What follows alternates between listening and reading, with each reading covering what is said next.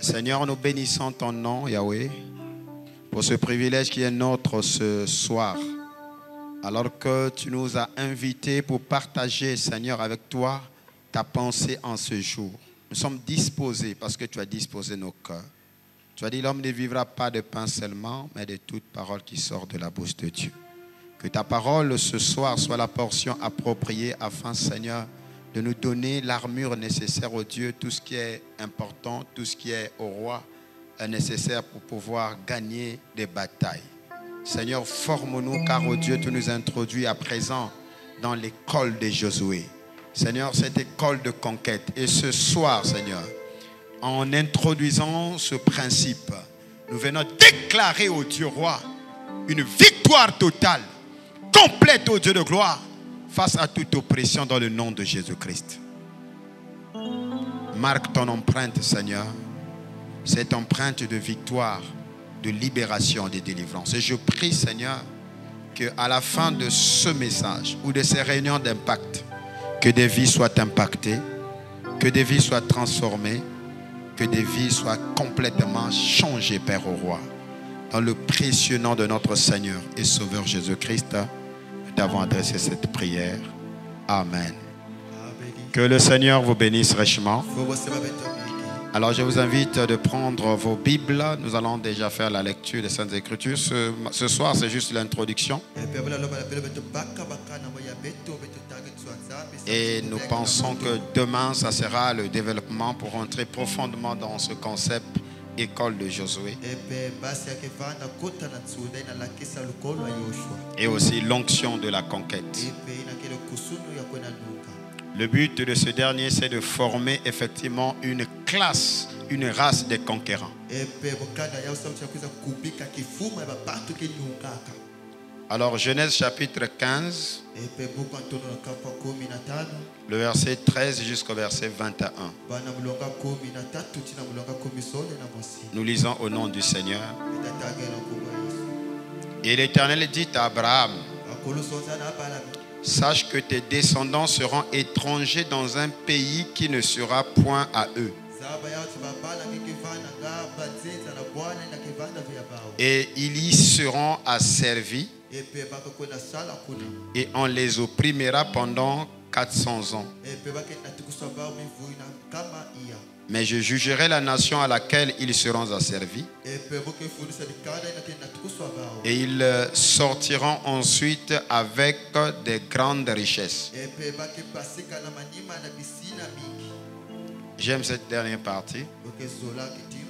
Et ils sortiront ensuite avec de grandes richesses. Et quelqu'un dit amen à cela. Je reprends. Et ils sortiront ensuite avec de grandes richesses. Toi, tu iras en paix vers tes pères. Tu seras enterré après une heureuse vieillesse. À la 4e génération, ils reviendront ici. Car l'iniquité des Amoréens n'est pas encore à son comble. Quand le soleil fut couché, il y eut une obscurité profonde. Et voici, ce fut une fournaise fumante. Et des flammes passèrent entre les animaux partagés. En ce jour-là, l'Éternel fit alliance avec Abraham et dit, je donnerai ce pays à ta postérité. Depuis le fleuve d'Égypte jusqu'au grand fleuve, au fleuve d'Euphrate, le pays de Kenya, des Kérésiens, des Kénisiens, des Cadmoniens, des Étiens, des Phérésiens, des Réphaïm, des Amoréens, des Cananéens, des Girgasiens et des Jébusiens. Que le Seigneur bénisse la lecture de sa parole et que chacun de nous en soit grandement béni. Amen. Alors pour ce soir, comme introduction, Puisque pour ceux-là qui ont lu les affiches, nous nous sommes convenus que nous allons parler sur l'onction de la conquête. Et cette onction de la conquête, c'est toute une école que nous avons appelée l'école de Josué. C'est tout un concept, c'est toute une vision. Et ma prière, c'est que le Seigneur puisse susciter des conquérants. Et c'est même ça l'objectif de ces réunions, qu'il y ait une nouvelle race, une race des conquérants, une race des conquérantes. Amen. Alors pour commencer, je voudrais dire ceci, que beaucoup de gens m'ont demandé, mais pourquoi généralement quand tu viens avec une nouvelle vision, tu la commences chez le prophète Paul Masamba. Amen. Mais j'aimerais dire que c'est tout simplement parce que le prophète Paul Masamba est un homme loyal.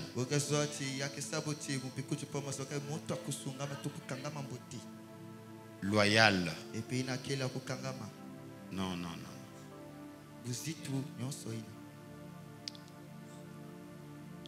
C'est difficile à traduire loyal. Bon, comprenez que c'est loyal. Parce que nous vivons dans un temps où la loyauté devient quelque chose, une denrée très rare.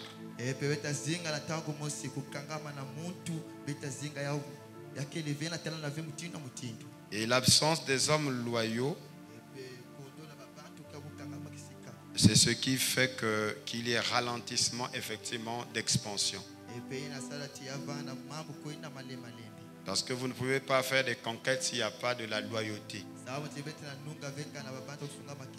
Vous finirez par écoper des échecs. Qui dit loyauté dit aussi de la discipline. Une armée qui est appelée à remporter des batailles, ça doit être une armée de disciplinés.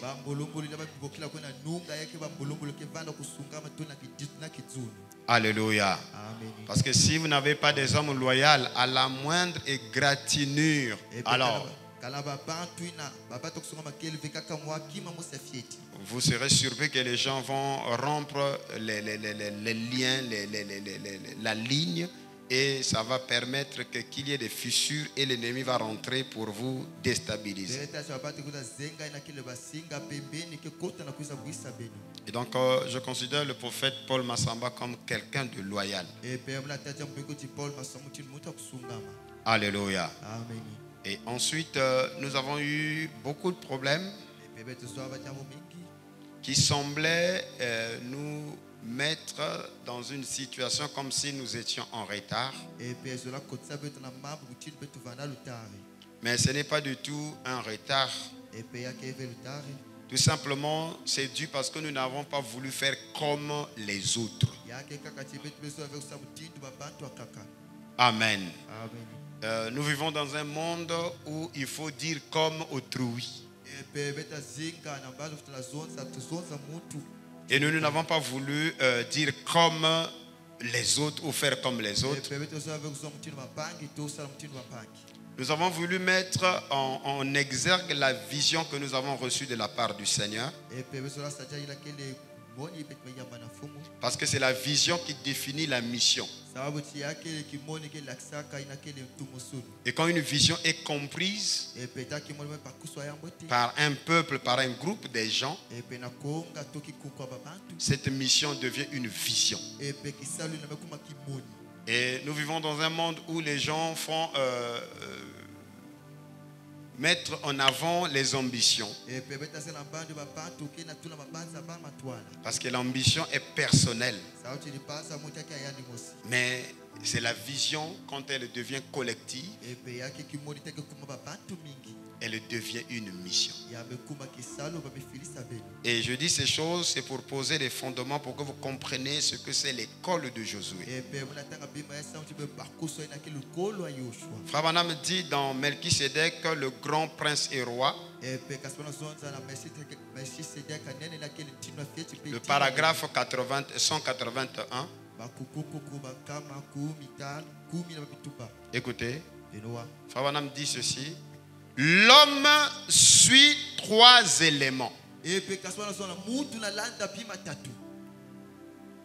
Le premier est l'humain ou les éléments humains. Le deuxième, c'est la révélation divine. Le troisième, c'est la vision. Et la vision est l'ainsi dit le Seigneur. Amen. Et nous avons voulu mettre effectivement en exergue une vision. Et c'est la vision qui vous distingue des autres. Amen. Dans un monde où c'est l'opinion populaire qui prévaut, les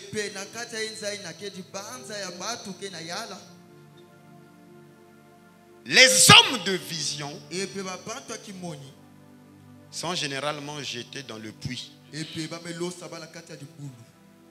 sais pas si quelqu'un a compris.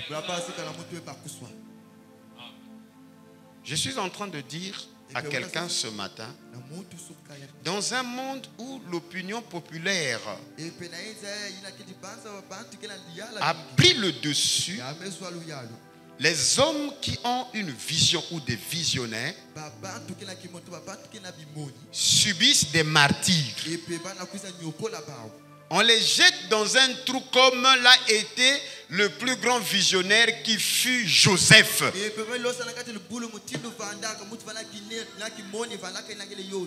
La vision de Joseph était contraire aux réalités qu'il vivait dans le trou.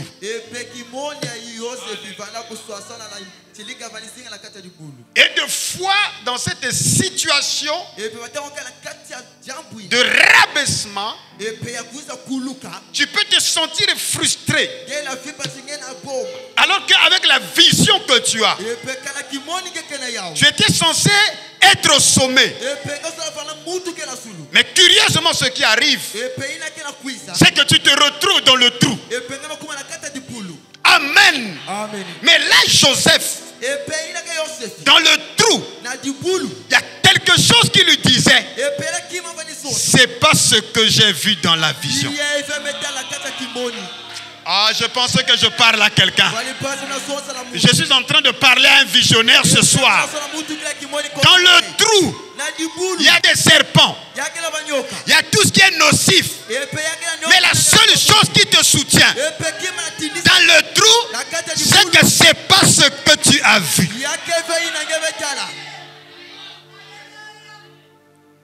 Amen. Je parle à un Joseph ce soir. Peut-être que tu vis des situations contraires par rapport à la vision. Mais dis ceci: c'est pas ce que j'ai vu dans ma vision. Redis cela avec moi. C'est pas ce que j'ai vu dans la vision. C'est pas ce que j'ai vu dans la vision. Il y a quelqu'un qui a reçu une vision de devenir un entrepreneur, mais te voilà en plein chômage.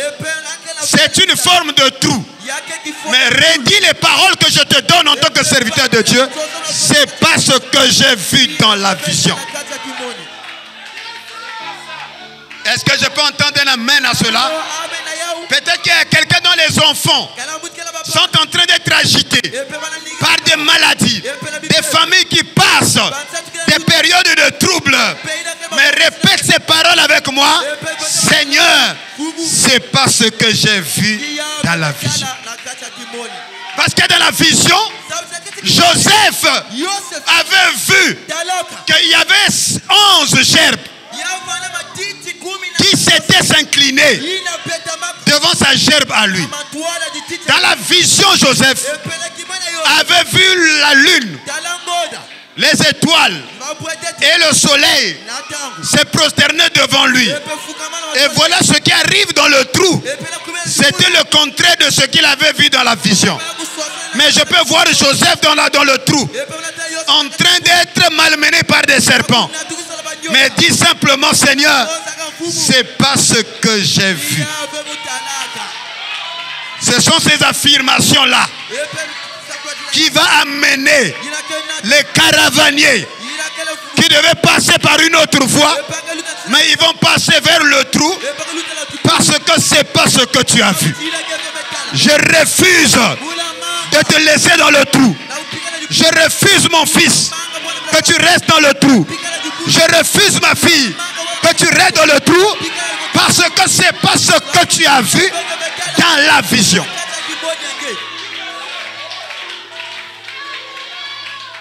Qu'est-ce que tu as vu dans la vision? Et qu'est-ce que tu vois aujourd'hui?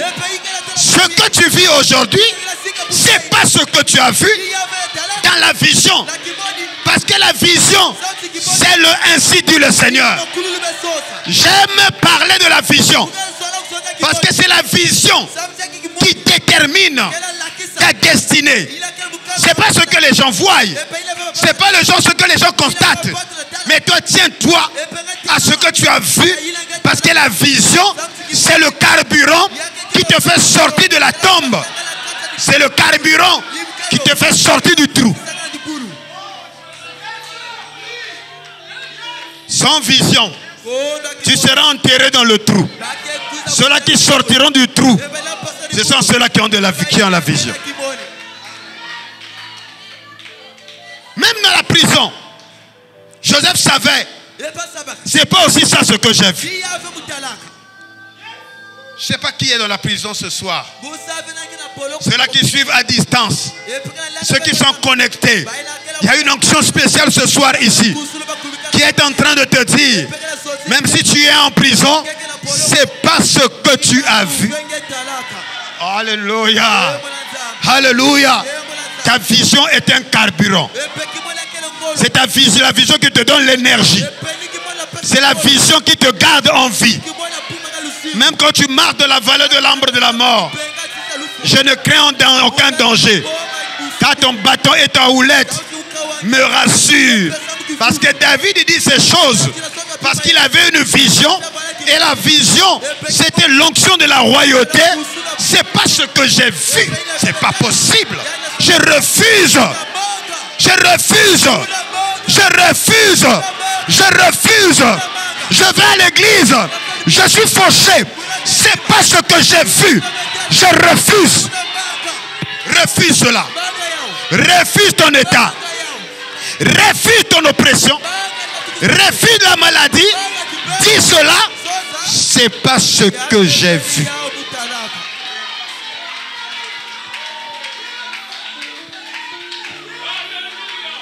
Amen. Amen. La vision va te faire perdre les collaborateurs. La vision va te faire perdre même des soutiens. La vision va faire que même les enfants qui étaient attachés à toi vont commencer à te quitter parce que tout simplement, alléluia, tu rentres dans ton élément, dans ta mission, parce que ta mission, c'est la vision. Il y a des gens qui sont attachés à toi parce que tu ne parles pas de ta vision. Et dès que tu parles de ta vision, ils te quitteront. Jésus a dit, si vous ne mangez ma chair, si vous ne buvez mon sang, vous n'avez pas part avec moi. Les 70 sont partis à cause de la vision. Alléluia. Alléluia. Nous avons été haïs parce que nous n'avons pas voulu faire comme les autres. Pas parce que nous avons voulu faire comme les... Nous n'avons pas voulu dire comme les autres. Parce que nous avons eu une vision. Et parfois la vision, au lieu qu'elle se réalise, c'est le contraire qui se fait. Et la seule chose qui te soutiendra dans les moments de rabaissement, dans des moments, alléluia, d'humiliation, Dans les moments d'abandon, c'est la vision. Parce que même dans le trou, quand tout semble être noir, dans le tartaro, dans les chaînes des ténèbres, mais la vision t'éclaire de l'intérieur.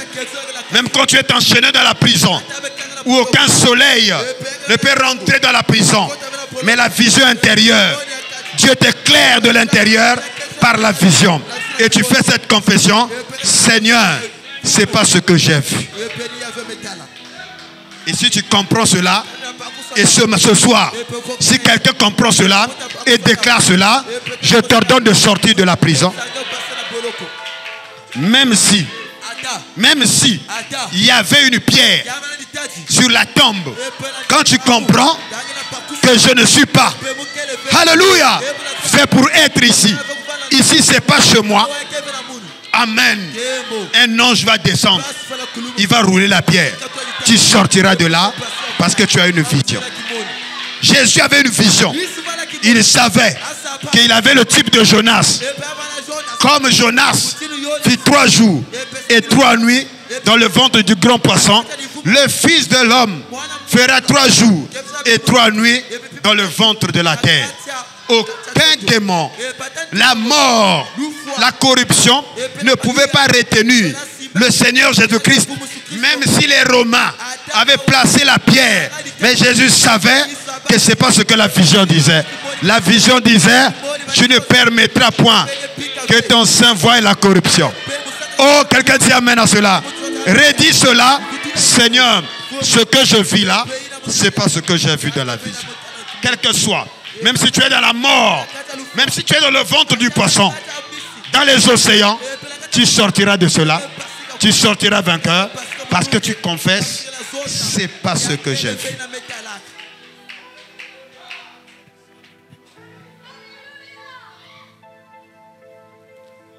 Nous avons une vision à faire valoir.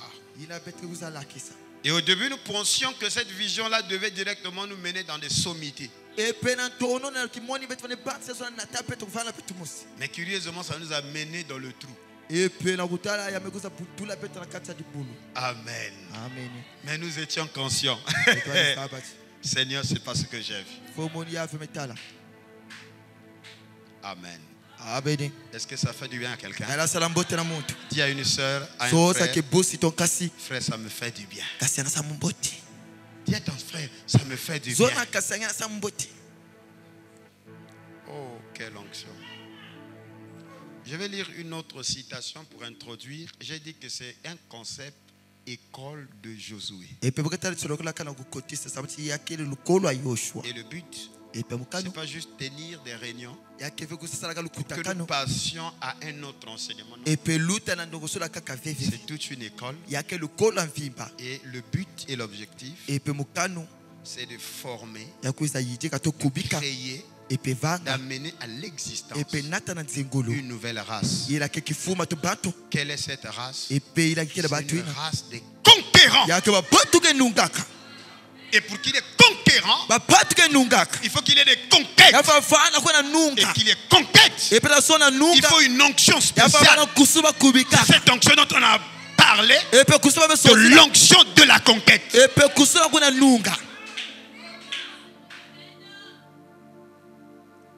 Mais avant d'aller dans la conquête, nous voulons premièrement traiter la maladie. J'aimerais que quelqu'un dise: Dr King avance. Vous savez qu'on a associé les docteurs à des doctrines. Je sais, non, les doctrines, est-ce que... Bon, ndongosolo, mais quand on dit doctrine, en fait, c'est des mauvaises doctrines intenses. Ou des dogmes, disons. Ou des apostasies. Amen. Mais il n'y a pas un rapport entre docteur et doctrine. Le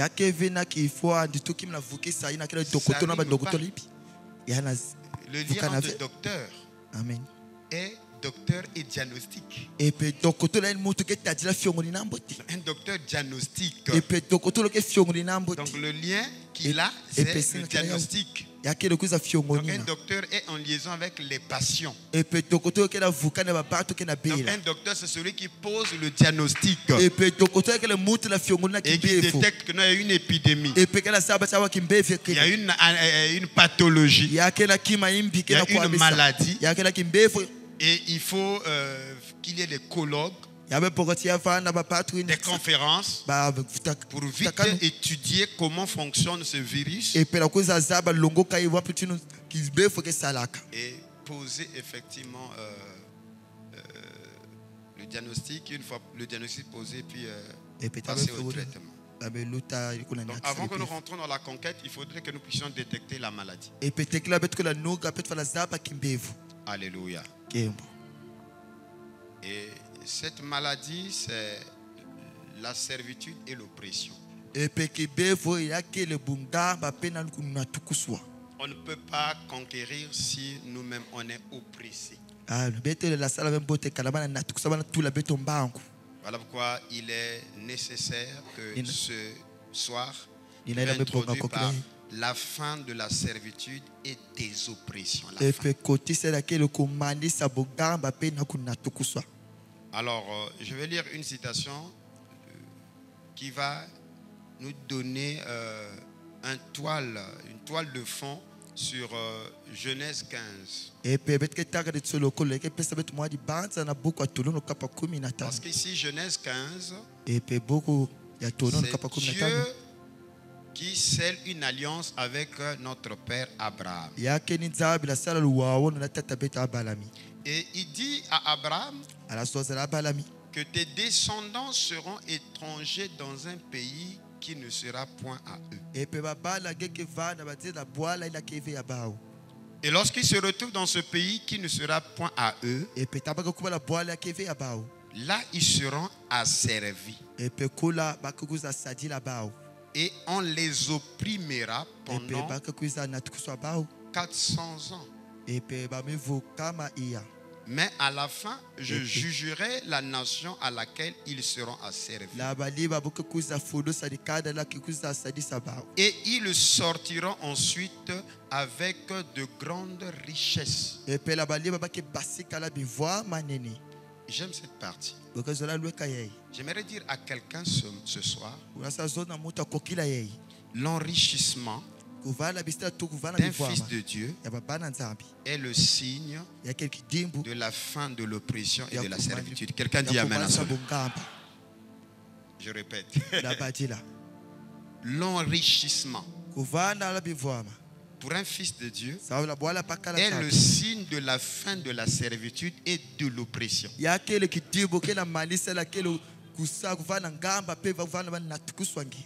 Quand la servitude prend fin, quand les oppressions prennent fin, cela se révèle par une rédemption. Et cette rédemption a pour signe extérieur des grandes richesses. Et je prie ce soir que les grandes richesses visitent le peuple de Dieu.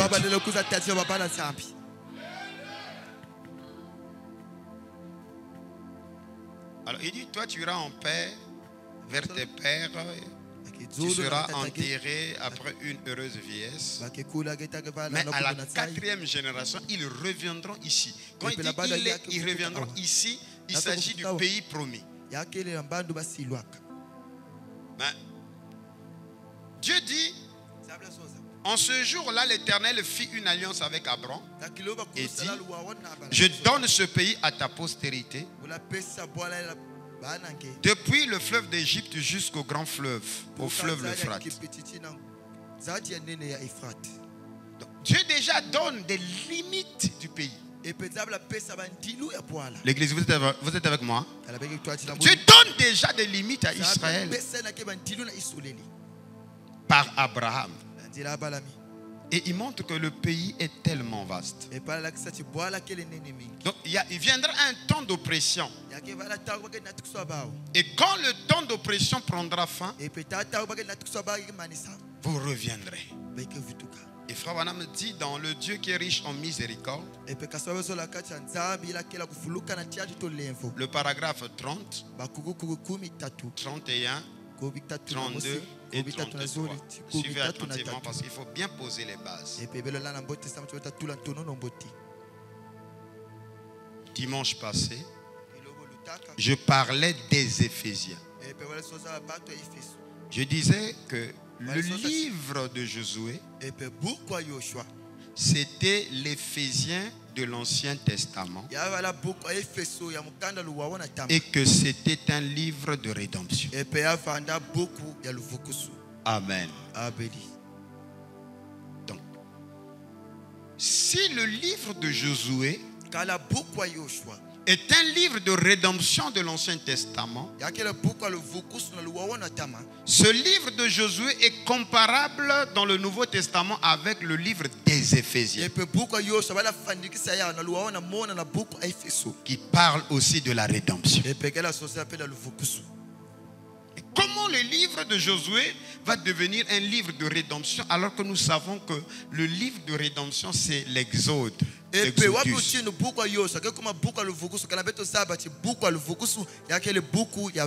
Qui veut dire sortir. Mais Frère Branham ici, au lieu de commencer par le livre d'Exode, mais il montre déjà que non, c'est Josué qui est le livre de la rédemption. Et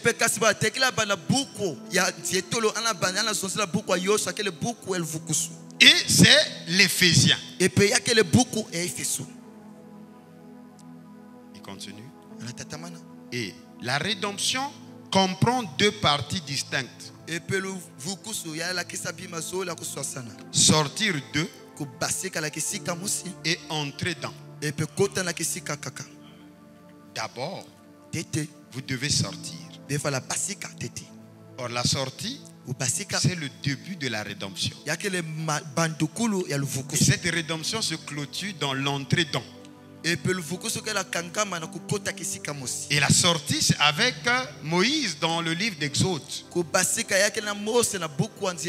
Et l'entrée, c'est avec Josué. Alléluia. Et c'est Josué qui vous introduit dans votre héritage. Voilà qu'on ne peut pas prêcher la parole de Dieu sans une vision. Nous devons avoir une vision de savoir qu'on prend le peuple à tel point. Et le but, c'est de les amener à tel point. On ne prêche pas des prêcha. Certaines personnes veulent faire entrer le monde avec eux. Mais vous devez sortir du monde pour entrer en Christ. Vous devez sortir de l'incrédulité pour entrer dans la foi. Il ne doit rien y avoir qui bloque le passage. Pour vraiment avoir une foi authentique, vous devez absolument abandonner tout ce qui est contraire à la parole de Dieu pour entrer dans la foi. C'était le livre des Éphésiens de l'Ancien Testament. 2 points, Josué. Alors que Moïse représentait la loi qui ne pouvait sauver personne, mais la grâce le pouvait. Et Josué là, c'est le même mot que pour Jésus, Jéhovah Sauveur. Et donc, nous voyons que nous en sommes arrivés à un autre Éphésien. Un autre Éphésien maintenant. Alors que nos dénominations intellectuelles et tout, et nos programmes pédagogiques et toutes ces choses sont arrivées à leur Jourdain. Alors nous devons avoir de nouveau un Éphésien. Nous devons avoir un Exode pour sortir et entrer dans. virgule, pour l'enlèvement. Cette citation nous montre que nous sommes devant un défi. Et c'est un défi qui nous met devant un fait. Et ce fait, c'est le principe dont Frère Branham énonce ici un autre Éphésien. Or, lorsqu'il enseigne sur un autre Éphésien, c'est un enseignement qu'il a donné dans la série L'Adoption. Et quand il commence avec l'adoption, il commence par une prédication qui semble ne pas avoir un lien avec le reste. Il commence par le roi rejeté. Il parle de Samuel qui est rejeté au détriment de Saoul. Donc le peuple qui rejette la théocratie, le règne de Dieu, pour choisir la direction des hommes. Et quand tu lis, tu peux même chasser, tu dis bon j'arrête là parce que ça semble ne pas avoir un lien avec l'enseignement sur l'adoption. Et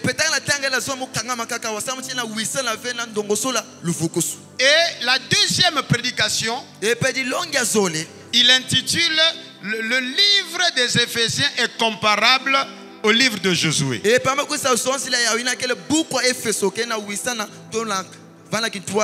dans cette prédication, il commence par dire que la prédication ramène le pécheur à la repentance. Mais l'enseignement positionne le croyant dans son héritage. Or, Israël est positionné positionnellement dans son héritage. C'est dans le livre de Josué. Il montre que le Josué dans le Nouveau Testament, c'est le livre d'Éphésiens. Et Paul a eu beaucoup de lettres et beaucoup des églises où il enseignait. Mais il y a une particularité avec l'église d'Éphèse. C'est là à Éphèse où il a compris que les Éphésiens avaient un niveau de perception très élevé.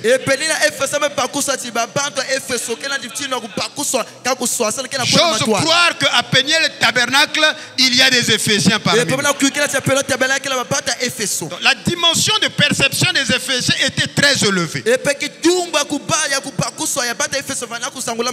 c'est à Éphèse où il enseigne des enseignements comme le mystère de la prédestination. C'est là il enseigne, alléluia, la préséance même de Dieu. Amen. Là, dans les Éphésiens, là on leur dit qu'en fait, vous n'avez jamais péché. C'est dans les Éphésiens où il enseigne que si Dieu vous a sauvé, c'est parce que vous étiez sauvable. Et que Dieu ne peut pas vous perdre. Parce que vous étiez déjà en lui avant la fondation du monde. Et c'est aux Éphésiens qu'on dit, vous êtes même une partie de Dieu. C'est aux Éphésiens qu'on dit, vous êtes même des dieux. Et si vous êtes des dieux, c'est que vous avez l'ADN de Dieu. Vous avez en vous les capacités de Dieu. Vous pouvez créer un monde à l'existence par votre parole et aller y vivre une vie privée. Alléluia. Les Éphésiens ont une perception élevée. Oh, je prie Seigneur, suscite une race des Éphésiens. C'est aux Éphésiens où Paul intercède afin que Dieu puisse ouvrir les yeux intérieurs des Éphésiens. Ces prières-là n'ont pas été faites c'était aux Corinthiens. Mais c'est à Éphèse où l'attitude, la mentalité des conquérants, ils n'étaient pas assez nombreux, mais ils étaient plus grands dans la perception. Ils avaient la capacité de recevoir la nourriture solide.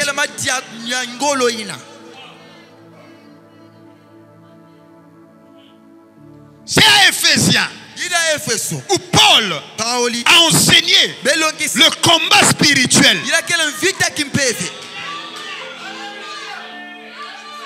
Parce qu'à Corinthiens et aux autres églises, et ils sont liés à Marc 16. Ils chassent les démons. Ils imposent les mains malades. Ils parlent aux langues. Mais les Éphésiens, on les a dit, la guerre, la conquête, ce n'est ni contre le sang ou contre la chair, mais nous combattons contre les principautés. Les Éphésiens combattent les démons supérieurs, appelés les principautés, les trônes, les dignités, les dominations. Quand on parle de ces démons-là, ce sont les démons supérieurs qui gèrent l'économie, qui gèrent les royaumes, qui gèrent les nations. Ça, ce n'est pas les Corinthiens qui combattent ce combat-là. Paul a enseigné cette dimension de la guerre aux Éphésiens. Et nous sommes ici pour vous dire que l'épître aux Éphésiens est comparable au livre de Josué. Et le livre de Josué, ce n'est pas pour les agneaux. Tu n'as pas bien compris. Le livre de Josué, ce n'est pas pour des agneaux. C'est pour des léos, des lions. Parce que ce n'est pas l'agneau qui fait la conquête. Il faut te revêtir de l'onction du lion.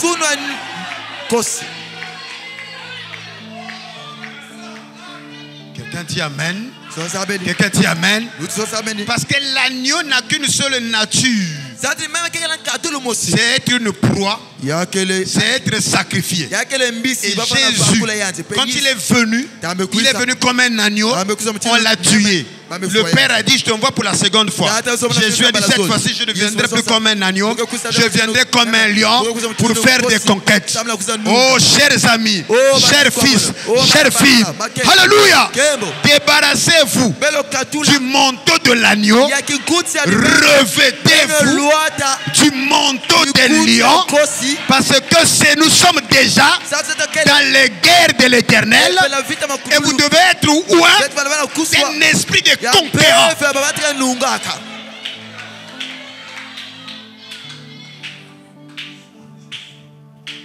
C'est toute une école. Amen.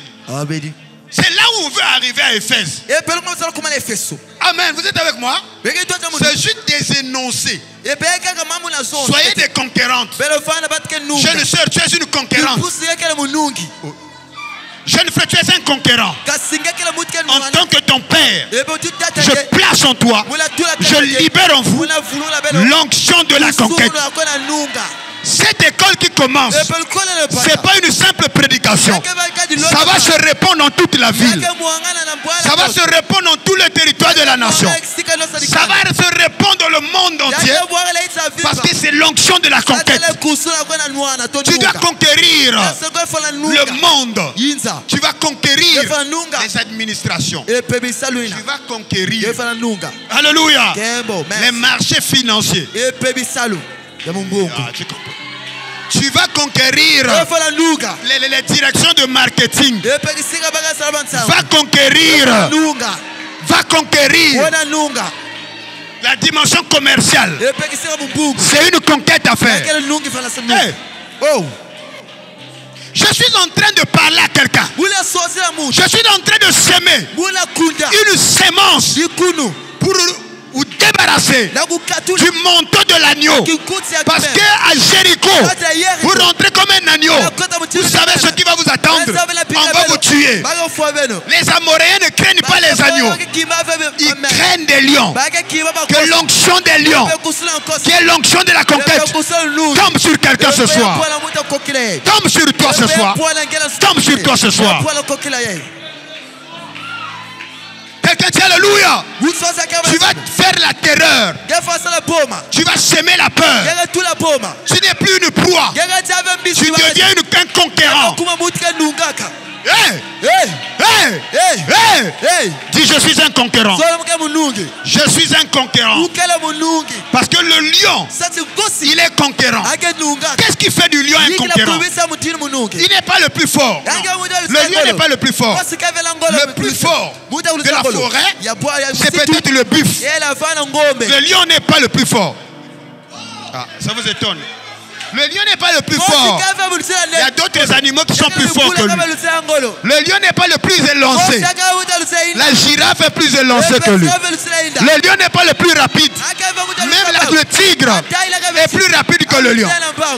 Le lion n'est pas plus intelligent.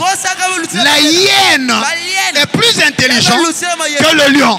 Le lion n'est pas le plus costaud. L'éléphant est plus costaud que le lion. Qu'est-ce qui fait le lion un roi? C'est sa mentalité. C'est son mindset. Parce que quand le lion voit un girafe, il dit que c'est mon petit déjeuner. Quand le lion voit le buffle, il sait que c'est une proie. C'est la nourriture de midi. Est-ce que je peux avancer? Quand le lion voit l'hippopotame, il dit que c'est mon dîner. Rien ne le fait peur. Il a une mentalité d'un conquérant. Il reste calme. Il étudie. Il regarde. Il dit si, alléluia. Parce qu'il sait que ces gens-là, ils n'ont pas de loyauté. Dès que tu sèmes le trouble, ils vont se disperser et j'attrape. Tu es un lion. Tu es un lion. Tu es un lion. Je vais parler à quelqu'un. Peut-être que tu es encore jeune. Mais je suis vieux peut-être. Mais j'ai un rêve. Et le rêve d'un vieillard, il transmet cela à la nouvelle génération.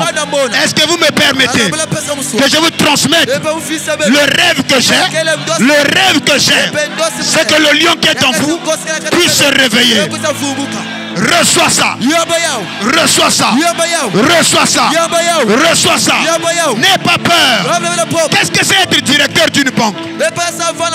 Qu'est-ce que c'est être une directeur d'une banque? C'est une girafe. C'est un petit déjeuner. Être ministre, c'est quoi? C'est un buffle. C'est ton repas du matin ou du midi. Oh, donne-moi un amen. Donne-moi un amen exagéré. Encore un amen exagéré. Je suis en train de prophétiser sur les fils. Même si je vieillis, mais j'ai un rêve. Et un vieillard, il prend son rêve.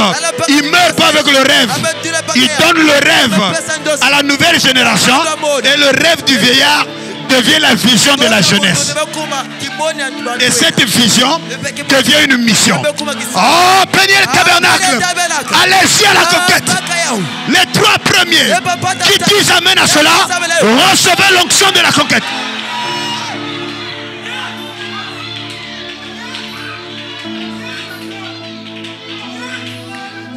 Oh, je suis en train de faire des énoncés. Voilà. Voilà. Voilà ce qu'on appelle être ouin.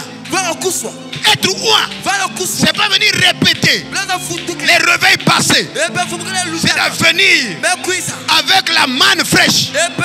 Et l'école de Josué, c'est la manne d'aujourd'hui. Prophète Paul Massamba, nous rentrons dans un autre Ephésien. C'est l'esprit de la conquête. Sois oint de l'onction de la conquête. Sois oint de l'onction de la conquête.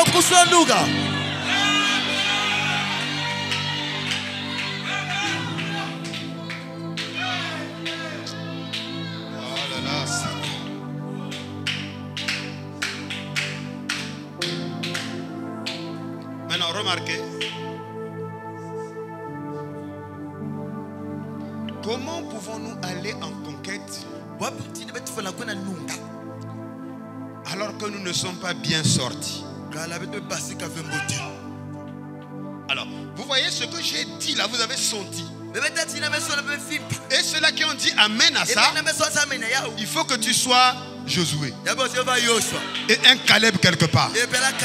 Parce que les 10 autres espions, les autres églises là, ils disent ça c'est pas bien pour nous.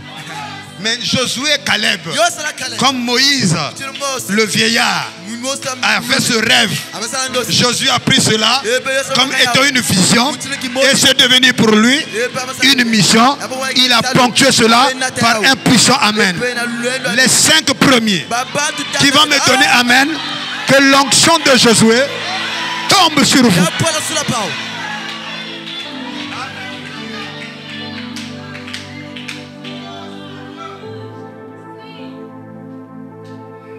Alors, voilà. Prophète, nous ne pouvons pas aller là-bas si on n'est pas bien sorti. Si on n'est pas bien sorti, on sait la conséquence, c'est que la montagne de Séhir, ça sera l'épreuve. Amen. Amen. Si on n'est pas bien sorti, il y a l'extermination dans le désert qui attend. Amen. Amen. Amen. Oh, vous remarquerez que nous avons dit que la cessation ou la fin de l'oppression est caractérisée par un signe extérieur qui est la possession des richesses. Que quelqu'un dise un amen à cela. Que quelqu'un dise amen à cela. C'est-à-dire si la richesse ne vient pas à nous, c'est que l'oppression n'a pas encore pris fin. Et une telle prédication, ça doit me faire révolter. Je ne vais pas dormir cette nuit. Je dois réviser ma manière de croire. Comment j'ai cru la parole. Parce que la fin de la servitude de la lignée d'Abraham sera couronnée par un enrichissement exagéré. À ne pas croire que la richesse, que l'abondance, que la prospérité est un droit divin, c'est que tu n'es pas de la lignée d'Abraham et que la terre promise ne t'appartient pas. Parce que tu ne repars pas dans chez toi les mains vides. La Bible dit que vous sortirez avec des grandes richesses. Oh, il y avait Sabaoth. Oh, il y avait Jireh. Je prie ce soir, en tant qu'étant noir, je libère l'onction de la richesse qui va attester que l'oppression, la servitude a pris fin dans la vie de tes enfants. Le signe de la servitude et de l'oppression, c'est la sécheresse, c'est la misère, c'est la pauvreté. Je détruis, je menace les esprits de misère, les esprits de pauvreté, les esprits de manque. Je prie, oh Dieu, que ton ciel s'ouvre sur nous et que tu fasses pleuvoir des bénédictions en abondance. Nous serons convaincus, je serai convaincu que l'opprobre, que l'oppression, que la servitude dans ma vie, dans ma famille, dans l'église a pris fin lorsque les richesses de l'Égypte vont m'accompagner. En dehors de cela, tu es encore en servitude. C'est la parole de Dieu. C'est ça l'alliance que le Dieu très haut a scellée avec Abraham. Je déclare à la sémence royale d'Abraham que les grandes richesses puissent te localiser dans le nom suprême de Jésus. Sors de ta prison. C'est la fin de la servitude. C'est la fin de l'opprobre. Que les oppressions prennent fin maintenant. Que Que les malédictions de la famille prennent fin maintenant. Que toute forme d'ensorcellement prenne fin maintenant. Je suis en train de prier à tous mes partenaires, à tous ceux-là qui me soutiennent, à tous ceux-là qui sont connectés à l'onction que Dieu a placée sur moi. D'une manière ou d'une autre, que la bénédiction du Dieu d'Abraham puisse tomber sur chacun de vous dans le nom suprême de Jésus, pour attester que ceci est la fin de l'oppression. Quel est cet évangile? Vous nous dites que nous sommes en Canaan et nous sommes dans l'opprobre. Nous sommes dans la disette. Non, non, non, non. C'est un pays où coule le lait et le miel. Ce soir, tu vas prier. Tu dis, Seigneur, je finis avec le désert. Je rentre dans le pays où coule le lait et le miel. Est-ce que quelqu'un peut dire, docteur, avance? Docteur, avance. Docteur, avance. Que quelqu'un dise, l'Éternel est mon berger. Je ne manquerai de rien. Il me fait reposer vers les verts pâturages. Il me conduit près des eaux paisibles. Que ta vie soit remplie. Que ta vie soit remplie. Que ta vie soit remplie. Que ta vie soit remplie. Que la sécheresse s'arrête. Que la sécheresse s'arrête. Seigneur, je te parle. Ce soir, je suis en train de parler au Dieu du ciel. Je parle à l'univers. Je parle à la terre. Je parle à l'air. Je parle au vent. Je parle à l'eau. Que les richesses de mon Père soient relâchées sur les fils de Dieu que nous sommes. Et que cela t'arrive. Que cela t'arrive. Que cela t'arrive. Que les anges bienfaiteurs te fassent du bien. Que les anges pourvoyeurs te fassent du bien. Que ta huche, que ta couche soit toujours remplie de l'huile et du blé. Que rien ne te manque.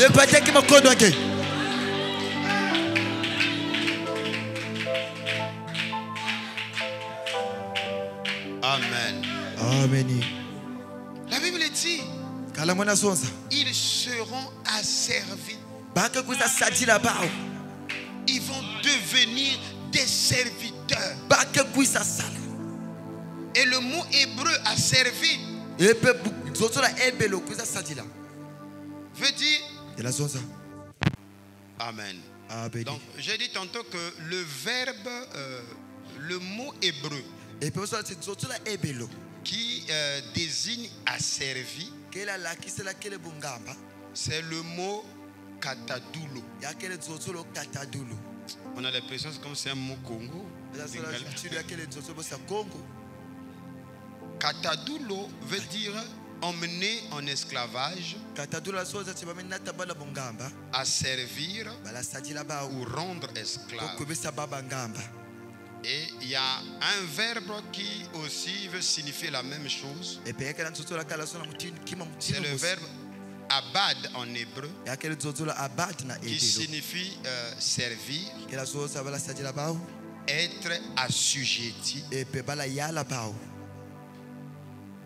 voilà pourquoi dans Genèse 15, 14, là où nous avions lu, il est dit que les Israélites seront asservis à une nation. Et dans Genèse 27, le verset 40, le même mot est utilisé pour dire à Esaü que tu seras asservi à ton frère. Amen. Donc, lorsque l'on dit asservir, c'est ce verbe asservir qui signifie réduire quelqu'un en servitude. C'est-à-dire le mettre sous la domination d'un autre. Lui enlever sa liberté et le traiter comme un serviteur ou comme un esclave. Mais ce mot aussi fait référence au concept assujetti. Et c'est là où ça devient intéressant. Parce que selon Genèse chapitre 1, le verset 28, l'homme créé à l'image et à la ressemblance de Dieu a 5 missions qui sont liées à sa bénédiction. Il dit, fructifie-toi, multiplie-toi, remplis la terre, assujettis la terre et domine la terre. Amen. Et l'expression assujetti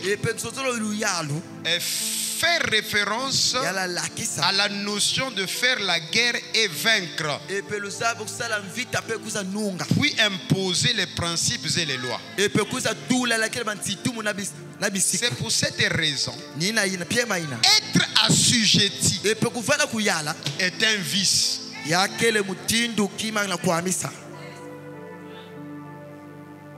Un vice. Vous comprenez vice, non?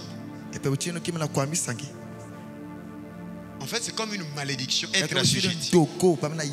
Parce que Dieu a béni. C'est-à-dire, assujetti, c'est une bénédiction. En fait, celui qui t'assujettit, c'est le béni. Parce que c'est Esaü qui est maudit, qui doit être assujetti à son frère. Et se faire assujettir, c'est un vice, c'est un renversement de Paul. Refuse d'être assujetti. Donc l'homme a été créé, placé pour être celui qui est assujetti. Voilà pourquoi il a reçu la mission d'apprivoiser la nature. Parce que la nature est désordonnée lorsque vous la laissez seule. Amen. Vous êtes avec moi? Si on cesse de prier ici un mois, vous allez voir, il y aura dégradation. L'air va commencer à pousser ici. Parce que la nature est désordonnée. Elle doit être assujettie par l'homme. Et c'est le travail de l'homme, la mission de l'homme, c'est assujettir.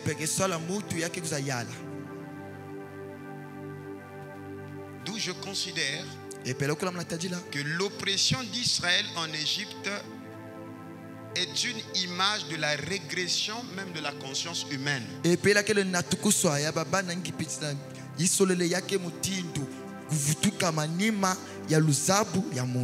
Amen.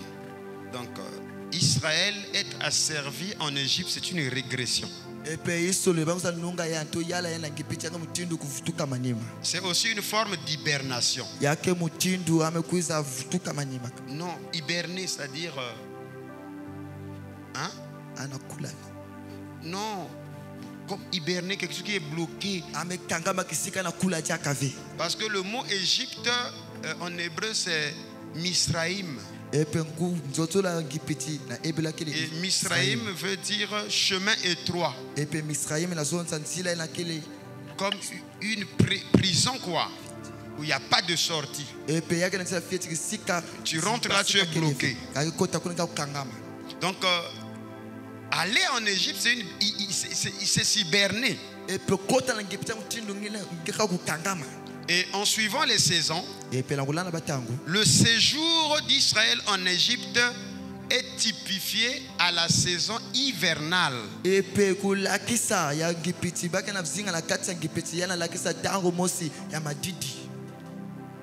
Voilà pourquoi la sortie d'Israël en Égypte est connectée avec le printemps. Suivez-moi attentivement. Alléluia. Amen. Ils vont partir dans un pays où ils seront asservis et ils seront opprimés. Donc, aller en Égypte pour subir l'oppression. Et si on connecte cela avec la loi des saisons, et je crois que le prophète Paul a enseigné ici sur les saisons. Amen. Amen. Vous êtes dans les saisons. Oh, mais acclamons pour l'homme de Dieu.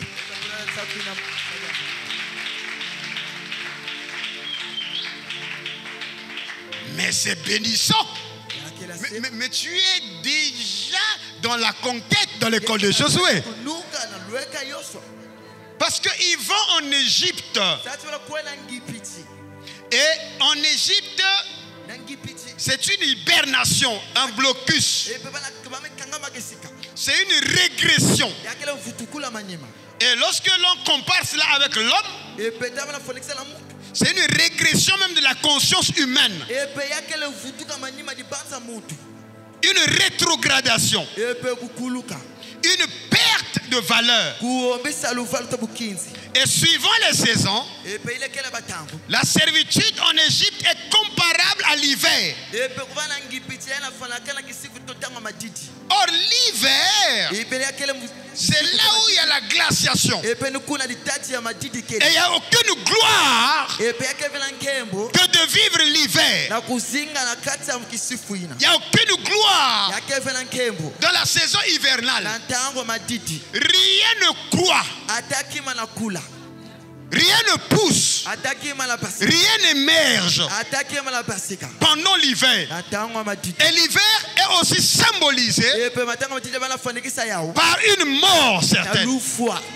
Donc l'hiver c'est la mort. Et je vais prendre ici dans Cantique des Cantiques, chapitre 2, le verset 11 à 12.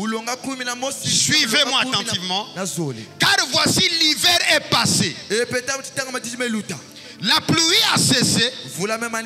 Elle s'en est allée. Les fleurs apparaissent sur la terre. Le temps de chanter est arrivé. Et la voix de la tourterelle s'est fait entendre dans nos campagnes. Salomon est en train de parler à la femme africaine que l'hiver est passé. Parce que ce qui suit l'hiver, c'est l'équinoxe du printemps qui nous introduit dans les pluies de l'arrière-saison. Est-ce qu'il y a un Éphésien dans la salle? Je vous ai dit que ça, les conquêtes, c'est un autre niveau. C'est pour les Éphésiens. Donc quand l'hiver prend fin, amen, le signe distinct que l'hiver a pris fin, c'est la tombée de la pluie. Et ces pluies-là, c'est ce qu'on appelle les pluies de l'arrière-saison, ou la pluie de la moisson. Les pluies qui viennent décongelées. Oh. Les semences qui ont été hibernées, qui ont été bloquées par les mois, gouvernés par la mort hivernale. Je déclare en tant que roi de Dieu maintenant que les semences qui ont été bloquées pendant la saison de l'hiver, que ce soit les semences de recrutement, je parle à quelqu'un, que ce soit les semences de recrutement,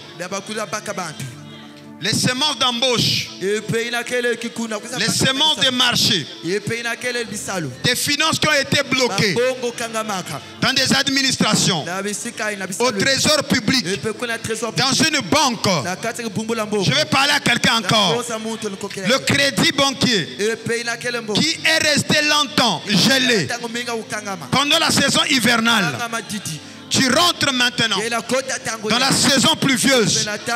Et je déclare en tant que Salomon, ou un de l'esprit de Salomon, que l'hiver de ta vie est passé. Que l'hiver est passé. Que l'hiver est passé. Et le signe que l'hiver est passé, c'est que la pluie tombe. Je déclare comme Élie, je suis en train d'entendre le bruit. Des bruits qui annoncent quoi? La venue d'une grande pluie. Reçois la pluie de ta vie. Reçois la pluie de ta vie. Reçois la pluie dans ta famille. Reçois la pluie dans ton foyer. Toi qui cherches le mariage, reçois la pluie du mariage. Toi qui cherches le travail, reçois cette pluie dans le nom suprême de Jésus. Toi qui es à la recherche d'un leadership, de rayonnement, je déclare que la sécheresse, que l'hibernation, que l'hiver est terminé. C'est terminé. C'est terminé. Je proclame cela. L'hiver de ta vie, c'est terminé. Que ce soit le diabète, c'est terminé. Les tensions élevées ou les diminutions, c'est terminé. Les maladies héréditaires, les kystes, les fibromes, c'est de l'hiver. C'est terminé. Que la pluie de la guérison te localise. Pendant que je proclame, il y a des anges bienfaiteurs qui sont en train de délier, qui sont en train de libérer les âmes de l'oppression pour t'amener dans l'abondance, pour que tu rentres dans ton héritage. Déclare cela après moi. Je déclare l'hiver est passé. L'hiver est passé. L'hiver de la sécheresse est passé. L'hiver de la pauvreté est passé. Les blocages sont passés. Les envoûtements sont passés. Toutes ces choses obscures sont passées parce que les ténèbres ne continueront point à régner sur terre où il y a maintenant de l'angoisse. Parce que la Bible déclare à la 4e génération, il reviendra.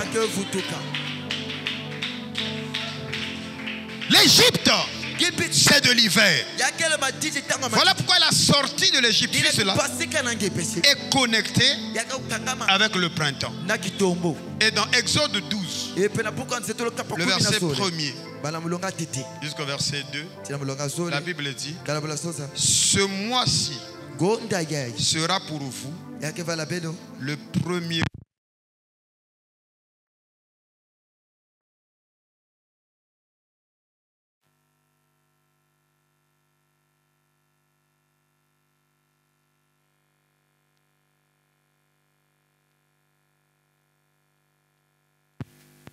Qui nous introduit dans la rédemption est entièrement connecté. Retenez ça sérieusement. Le mois de Nissan, qui chez nous dans le calendrier grégorien correspond, je crois, entre mars et avril. Alléluia. Le pasteur veut que ces choses-là soient enregistrées. Est-ce que ça vous fait du bien? Amen. Est-ce qu'on peut acclamer vivement le Seigneur? Et en acclamant le Seigneur, tu dois dire au ciel.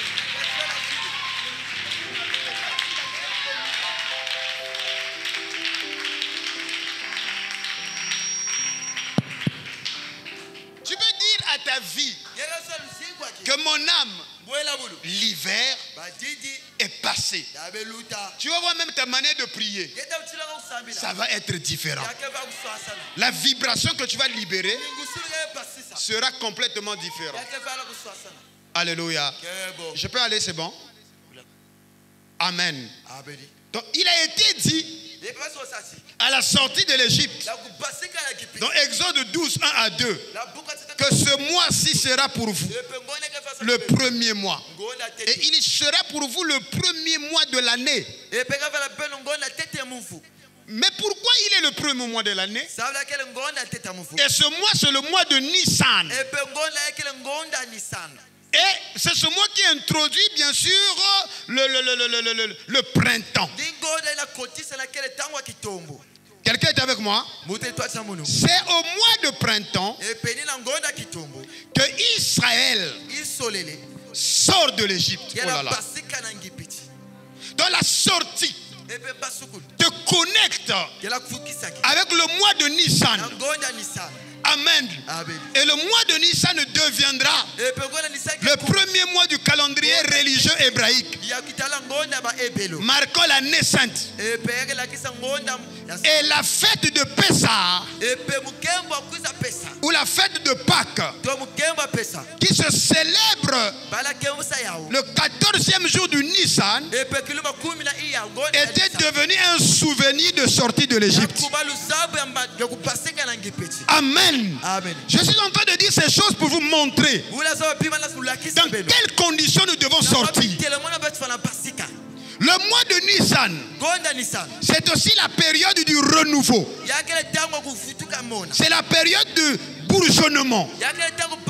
La nature bourgeonne à nouveau au mois de Nissan, marquant ainsi le début du printemps et les nouvelles saisons de moisson.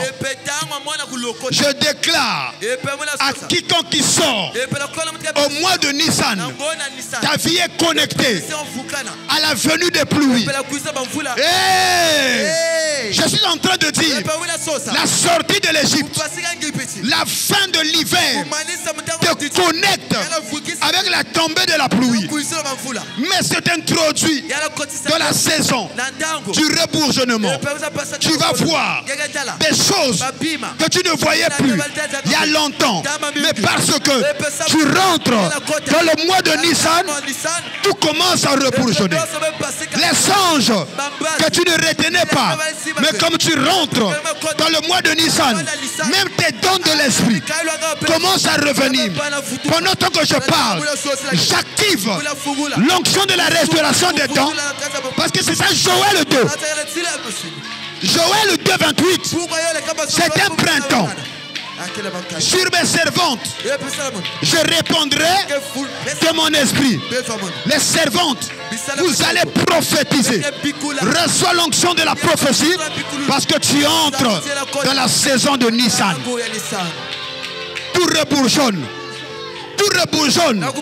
Même les capacités qui étaient en toi dans l'enfance, qui semblaient disparaître, mais au mois de Nissan, tout revient. Tout ce que la glace, tout ce que l'hiver avait bloqué, je déclare en tant que serviteur de Dieu que cela soit restauré maintenant au nom de Jésus. Ce soir, quelqu'un va voir des anges. Ce soir, quelqu'un va voir des anges. Même pendant que je suis en train de prêcher, il y a des gens, les visions commencent à s'ouvrir et les gens commencent à voir les anges avec des écritoires en train de marquer sur les mains des gens et sur les fronts des gens comme signe de ta bénédiction. Parce que tu rentres dans la saison de Nissan. Tout commence à rebourgeonner. Amen. Amen. Amen. Amen. Amen. Le mois de Nissan, le mois de la sortie, symbolise un nouveau commencement. Alléluia. C'est un nouveau commencement. Parce que c'est ce même mois que l'arche de l'alliance a accosté sur le mont Ararat. Je déclare, même si tout a été détruit, mais en ce mois de Nissan, dans cette saison du printemps, alléluia, tu repars. Tout devient stable. Tout ce qui était en train de voguer, mais en Nissan, l'arche va accoster sur le mont Ararat. Amen. C'est au mois de Nissan que Israël a traversé, bien sûr, la mer Rouge. C'est pour cette raison nous sommes ici pour dire que ce mois de Nissan qui vient mettre fin à l'opprobre, qui vient mettre fin à la servitude, tu ne sortiras pas de là les mains vides. Le signe que ta servitude a pris fin, c'est que tu vas vivre une gloire extraordinaire. Dans Exode 12, je termine, le verset 35 à 36, la Bible déclare: les enfants d'Israël firent ce que Moïse avait dit. Ils demandèrent aux Égyptiens des vases d'argent des vases d'or et des vêtements. L'Éternel fit trouver grâce au peuple aux yeux des Égyptiens, qui les rendirent à leur demande. Mais écoutez là où ça se termine. Ils dépouillèrent les Égyptiens.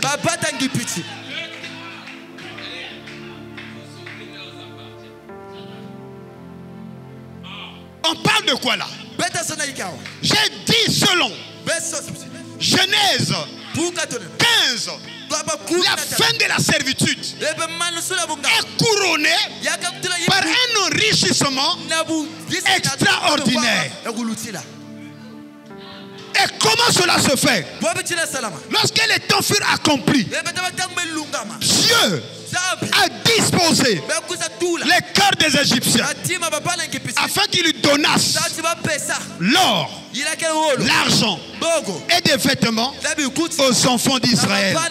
Et la Bible déclare: les enfants d'Israël avaient pillé les Égyptiens. Alléluia. Avaient dépouillé les Égyptiens. Donc l'exode, la rédemption a pour signe le dépouillement des Égyptiens. Je déclare que l'hiver est passé. L'hiver est passé, a dit Salomon, que la pluie est tombée. Et quand la pluie est tombée, alors votre calendrier commence. Quelqu'un dit amen à cela. Votre année commence. Vous êtes avec moi? Quand votre année commence, le cycle des fêtes de l'Éternel, la vraie adoration commence aussi. Mais on ne vient pas adorer Dieu avec les mains vides. Alors que vous avez vécu dans l'hiver, dans la servitude. Mais pour aller adorer Dieu, il faut les offrandes. D'où viendraient les offrandes? Ça se trouve chez les Égyptiens. Alors prenez le tabernacle. Tout cela qui suivait, de près ou de loin, nous rentrons dans la saison du dépouillement de l'Égypte. Que quelqu'un dise un amen à cela. Tu dois dépouiller les Égyptiens. Tu dois dépouiller les Égyptiens. Voilà pourquoi je vous avais averti. Ce n'est pas la nature de l'agneau. Ce n'est pas la nature de l'agneau. Pour faire les guerres de l'Éternel, il faut être loin de la nature du lion. Et c'est Josué. Et la sortie de l'Égypte est directement liée au dépouillement. Quelqu'un dit amen à cela? L'onction qui est libérée maintenant. Tu vas voir, dans les administrations où vous travaillez, les gens vont devenir gentils avec vous. Vous commencez à imposer. Vous commencez à imposer que quelqu'un reçoive ce soir l'onction pour dépouiller. Nous rentrons dans la saison du dépouillement. La fin de la servitude a pour signe majeur, c'est la richesse, la bénédiction suprême. Tout ce qui était aux Égyptiens revient aux enfants d'Israël. Dieu va remuer les cieux et la terre, la mer, le sec et les nations, et les richesses des nations viendront. Je reviendrai demain pour montrer ce que c'est la servitude. Parce qu'il ne s'agit pas d'une servitude naturelle, mais il s'agit d'une servitude mentale. Et nous devons soigner le peuple de cette prison, de cet enchaînement. Alléluia. Mental, qui vous a privé de vos droits, qui vous a privé du bien-être. Amen. C'est inconcevable en tant que fils de Dieu que tu mettes du temps dans la servitude. Et le signe, je répète, le signe que ta servitude a pris fin, c'est que tu rentres dans l'abondance. Confesse cela, Seigneur. Je dois sortir avec des grandes richesses. Et ces richesses sont une compensation des années que les Égyptiens nous ont privés. Refuse l'état de pauvreté. Refuse l'état état de servitude. Alléluia. C'était une saison temporaire, comparable à l'hiver. Mais il y a maintenant ici un qui soit plus que Salomon, qui déclare que l'hiver est passé. Tu vas te lever, tu vas commencer à faire des proclamations avec ta main levée pour dire Seigneur. Dis-le Seigneur, le signe de la fin de la captivité, le signe de la fin de la servitude, c'est que je sors avec des grandes richesses. Je sors avec des grands biens. Et le signe que je suis rentré dans l'Exode, je dépouille l'Égypte de l'or, de l'argent et des vêtements. L'hiver est passé. Fini avec l'hiver. Des gens sont en train de se mouiller. La pluie est en train de tomber. Dieu est en train d'agiter, est en train d'inaugurer une saison nouvelle. Question de dire que l'obscurité ne va pas continuer à régner. Alléluia. Fini la servitude. Fini l'opprobre. Je dis que il y a deux facultés qui contrôlent un pauvre. Un homme qui est dans la servitude. Premièrement, c'est son ignorance. Et deuxièmement, c'est le manque de foi. Parce qu'un misérable, un esclave, il ne croit pas que Dieu est Jéhovah Jireh. Il ne croit pas que Dieu est capable d'ouvrir les éclus des cieux. Il ne croit pas que Dieu est capable d'ouvrir des prisons. Et si tu crois ce soir, tu sors de ta prison au nom suprême de Jésus. Jésus est venu avec une onction qui déclarait qu'il était venu pour renvoyer libres les opprimés, libres ceux qui étaient oppressés. Je déclare ce soir, sous l'onction de la conquête, que c'est la fin de la servitude. Redis cela, que c'est fini. Que c'est fini, que l'hiver est passé. Que la mort est passée. Que la servitude est passée. Que le traumatisme est passé. Que les maladies sont passées. Que mon célibat est passé. Que les envoûtements sont passés. Que la saison de régner a commencé maintenant. Élève ta main simplement. Ensemble pour l'adorer. Oui, je le vois. Oui, je le vois. Mes yeux ont vu l'agneau. Le Seigneur sur. Ne reste pas tout simplement là où tu es. Il règne. Va piller. Va dépouiller l'Égypte. La Bible déclare qu'ils avaient dépouillé l'Égypte. L'heure du dépouillement est arrivée. Que l'onction du dépouillement te saisisse maintenant. Joël 2 déclare: je restaurerai, je remplacerai les années qui ont été dévorées, le gelec, la sauterelle et le hasil. Alléluia. Béni soit le nom du Seigneur. Mon Seigneur sur son trône, il règne toujours. Elia, Elia, Elia. Va dépouiller mon frère. Va dépouiller ma soeur.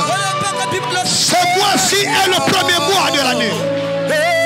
Ton année commence avec le dépouillement. Parce que la servitude est finie. Ta gloire descend. Oh, j'attends. dépouiller. Va dépouiller. Va dépouiller. C'est le dépouillement. C'est le dépouillement. Va dépouiller. Va prendre tout ce qui t'a été privé pendant ces années.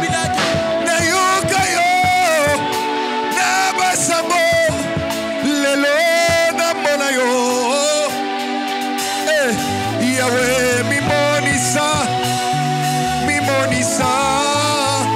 lolengo zali.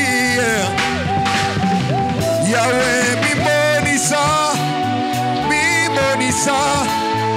lolengo zali. L'onction de Dieu est parmi nous ce soir. L'onction de Dieu est parmi nous ce soir. Les anges de l'Exode sont là. Les anges de l'Exode sont là pour t'introduire dans la saison du dépouillement. Va dépouiller. Va dépouiller. Va dépouiller. Va dépouiller. Va dépouiller. Dépouille. Dépouille.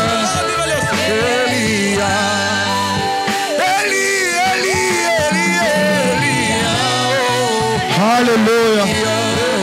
Yahweh Sabaoth, je te prie, Seigneur, que tes anges, Seigneur, agissent maintenant. Que tes anges, oh Dieu roi, entrent en action, Seigneur. Que tout change maintenant. Que tout change, Seigneur. Que tout change, oh Dieu. Je viens briser l'esprit de la servitude.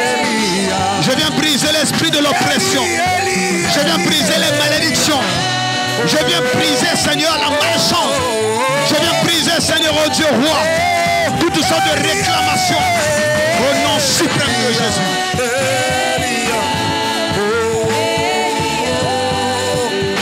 Moi j'attendrai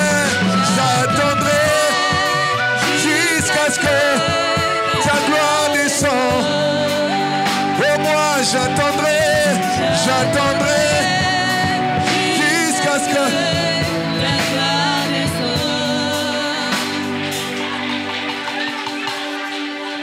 je refuse de continuer à être servi en Égypte. Je refuse d'être encore oppressé. Ce mois-ci sera pour vous le premier mois de l'année. Ton année a commencé maintenant avec le printemps. L'hiver est passé. L'hiver est passé. Il y a une pluie qui est en train de tomber ce soir. Il y a une pluie de visitation qui est en train d'être déversée ce soir. Alléluia. Il y a une gloire qui est en train d'être déversée ce soir. Il y a une présence ici capable d'ouvrir les écluses des cieux. Oh Rabbi, visite-nous, Seigneur. Mosika na uti venenga ina kokoma kotambola nazo tambola Yesu ne lisugia.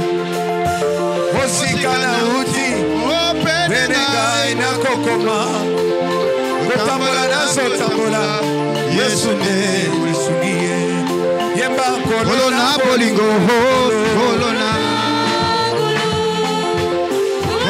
bolingo.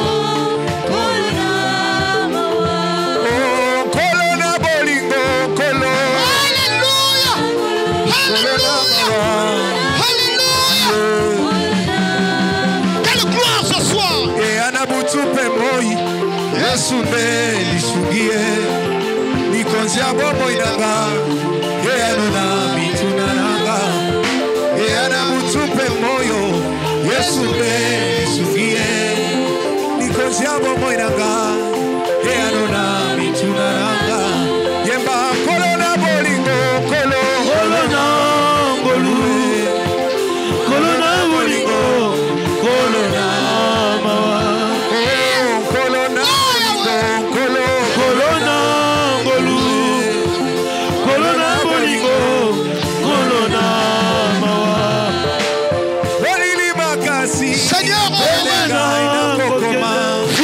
Seigneur. Visite, oh Dieu. Visite, Seigneur. Visite, oh Dieu. Visite, Seigneur. Ouvre, Dieu roi. Ouvre, Seigneur. Ouvre les esprits. Oh Yesu nde lisungie yeba kolona bolingo kolona ngolu kolona mawa kolona bolingo kolona mawa oh yeba kolona bolingo kolona ngolu yeah kolona bolingo kolona mawa nakumba melio zambe nangai oza malamu oza bolingo bekane kulusu yo mipesaki oza malamu oza bolingo kolo ozwaka moto pamba otomboli ye na miso ya banguna na ye. Oh Seigneur, Seigneur, viens rehausser ton peuple que nous sommes. Viens rehausser, Seigneur, viens nous rehausser, Seigneur.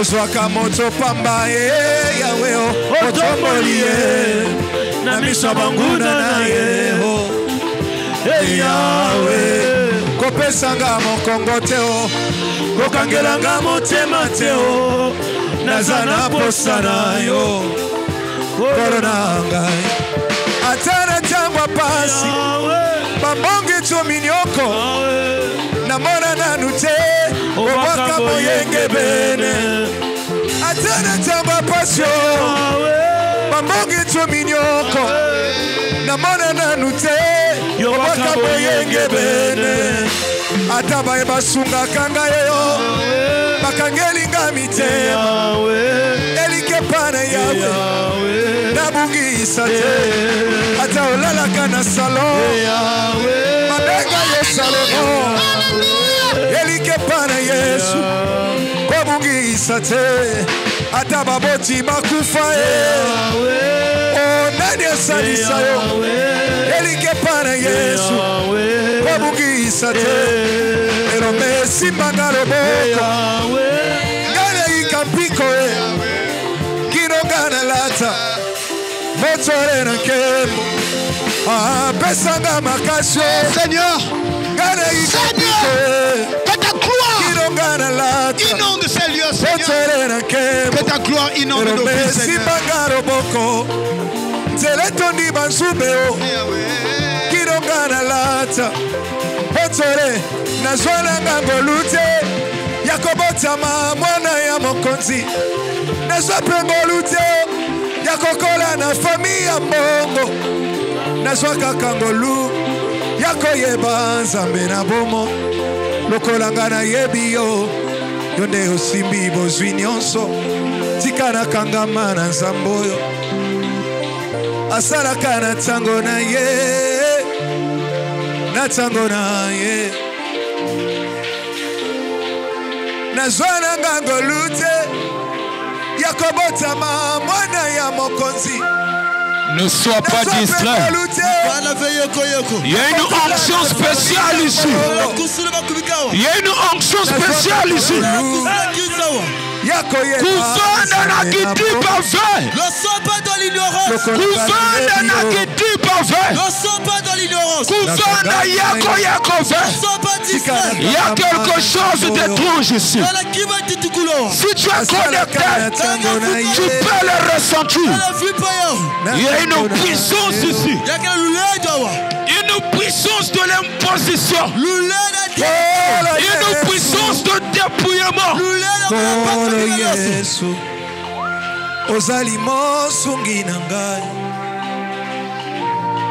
Lève encore ta voix. Impose ta volonté. Élie était un homme de la même nature que nous. Il prie avec instance afin qu'il n'y ait pas de pluie ni de rose.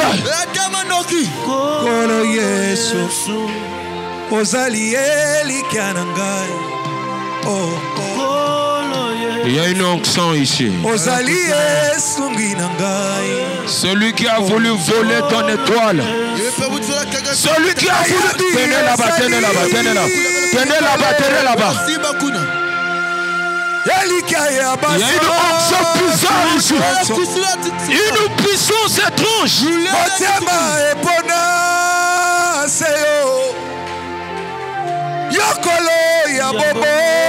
Le Saint-Esprit est là. Le Saint-Esprit est là. N'accepte pas que cette grâce te traverse devant les yeux.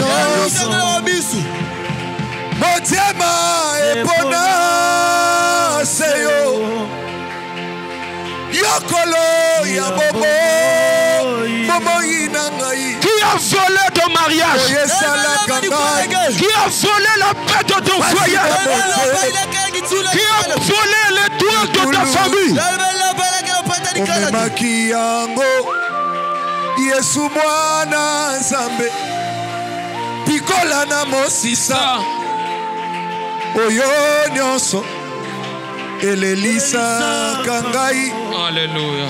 Zala papa nazala mwana ngolu na yo yebo nayabi ozali kolo.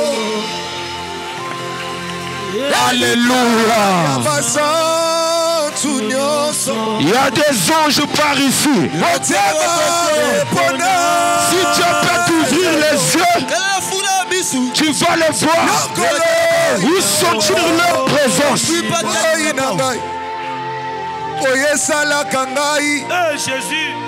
Pasina motema shamane kulusu omema kiango nyonso elombe mwana Nzambe pikola na mosisa oyo nyonso elelisa kangai. Zala papa nazala mwana ngoluna yo yebo atana pasi. Alléluia. Ataminyoko nakosimba kombo na Yesu. Atana pasi ataminyoko nakosimba kombo na Yesu. Atabaninga Alléluia. bakotikanga yenga ye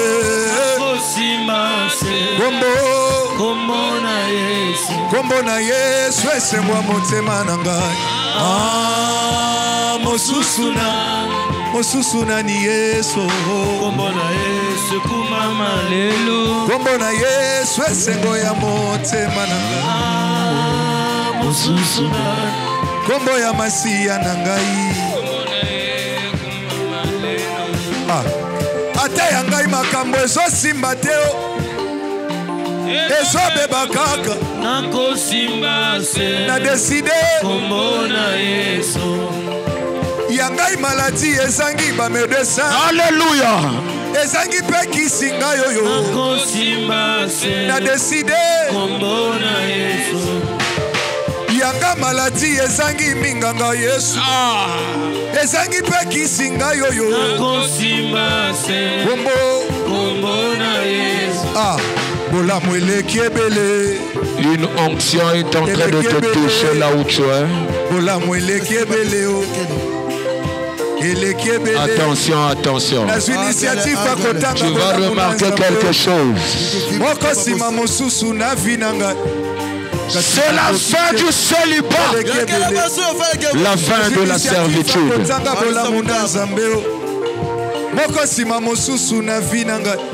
Epienga moto pasi parce que le kiebele o bola mwango le kiebele bola mwango le kiebele bola mwa yawe le kiebele bola mwa shama o. Alléluia. solo seko batela ngai nanimbaka yo nimbaka te solo seko batela ngai nabandi bisika na wuta bolamu epesi kolela o nabandi bisika lokota ngai bolamu epesi kolela o.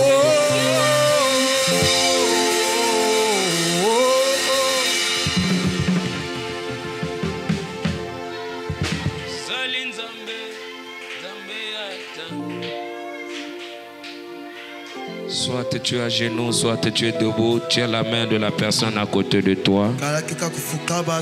Nous sommes quasiment arrivés à la fin.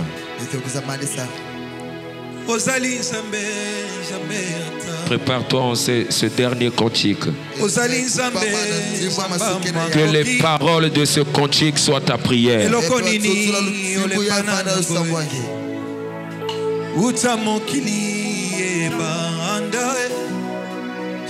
Likambo nyonso zanga jamais solution. Eloko nini oloba esalema te. Tiens la main de ta voisine. Transmets cette onction. Osalelanga bikamwana. Alléluia. Ekokite. Ochata elembo ya kimya na motema nanga yawe. Nae, dis-le, nae, nae, plus fort que ça, kolo, kolo, nae, nae, nae, maladie nini, obiki sakateo, bobola nini, osilisa te yebisa ye kasi mobali nini oboya ye abalawa mwasi nini oboya ye abota ye mwana-kelasi nini oboya ye asilisa o esalema te mpe nayoka te déclare yango na ye pa na yokolo osalelanga bikamwana yo Jova soki mpe ngongango ekoki te ochata elembo ya kimia na motema nanga yango nasengi na yo kolo ye longisanga ye nasengi na yo kolo Yesu longisanga ye nazana posa na yo kolo Yesu longisanga ye na ye kotanga lettre ya vinanga ye tangelanga ye kolo ngana komina suka kolo Yesu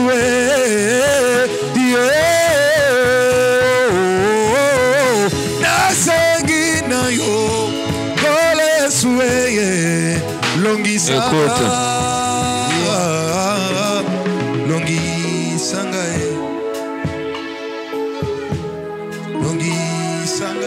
Maintenant à présent,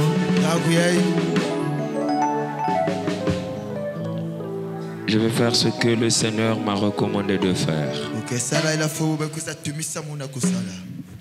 Garde la main de ton voisin ou ta voisine. Garde la main. Merci pour ta présence, Saint-Esprit. Toi qui on ne marie pas. Toi qui ton dossier on ne le signe pas. Toi qui ton étoile est brouillée, brumée.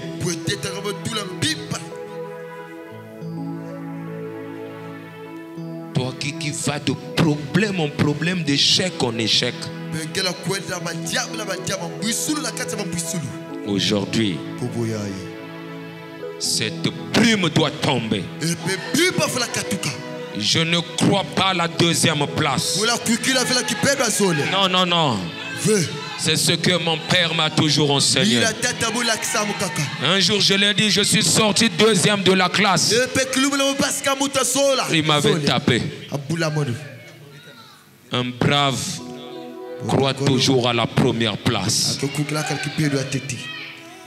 Cette année ne doit pas finir. Que Dieu doit visiter ta vie. Dieu doit ouvrir les frontières. Si papa n'a jamais allé à l'étranger, toi tu dois traverser les étapes.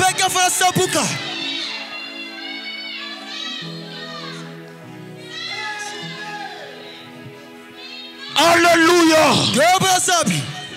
Alléluia. Tu dois traverser les limites. Que l'onction de Jaébet, cette onction qui est dans les limites, cette onction qui s'impose, qui te fait régner. Quand on parle de ton nom, on te craint. On doit craindre quand on parlera de ton nom. On doit faire peur lorsqu'on prononcera ton nom. L'âge n'est rien. Il y a eu des rois 12 ans en Israël. Il y a eu des rois 12 ans en Israël. Jésus a 12 ans. Il battait déjà les grands Sanhédrin. Ton âge ne veut rien dire. L'esprit n'a pas d'âge. L'esprit n'a pas d'âge. L'esprit et l'âme n'ont pas d'âge. C'est ton corps qui a l'âge. Alors impose ton esprit. Influence-toi. Impacte ta génération. C'est pourquoi je crois à la première place. Je crois à l'imposition. Tu dois être celle ou celui qui doit redonner le sourire à tes parents.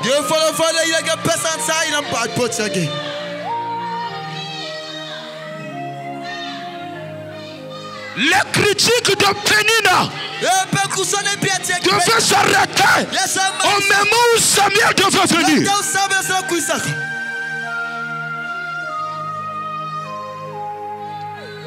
Alléluia. Seigneur.